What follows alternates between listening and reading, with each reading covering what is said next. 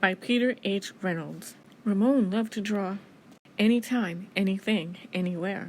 One day, Ramon was drawing a vase of flowers. His brother Leon leaned over his shoulder. Leon burst out laughing. "What is that?" he asked.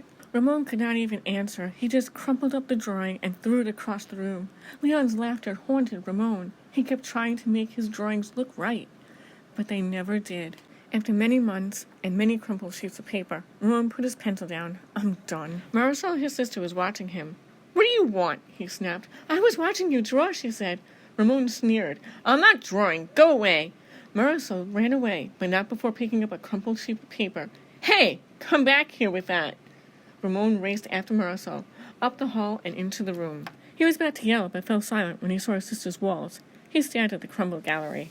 "This is one of my favorites," Marisol said, pointing. "That was supposed to be a vase of flowers," Ramon said, "but it doesn't look like one." "Well, it looks vase-ish," she explained. "Vase-ish?" Ramon looked closer, then he studied all the drawings on Marisol's walls and began to see them in a whole new way.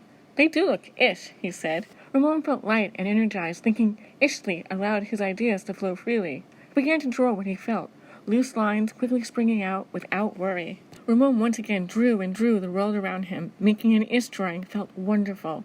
He filled his journals tree-ish, house-ish, boat-ish, afternoon-ish, fish-ish, sun-ish. Ramon realized he could draw his ish feelings too.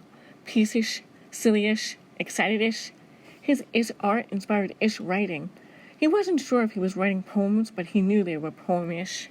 One spring morning, Ramon had a wonderful feeling.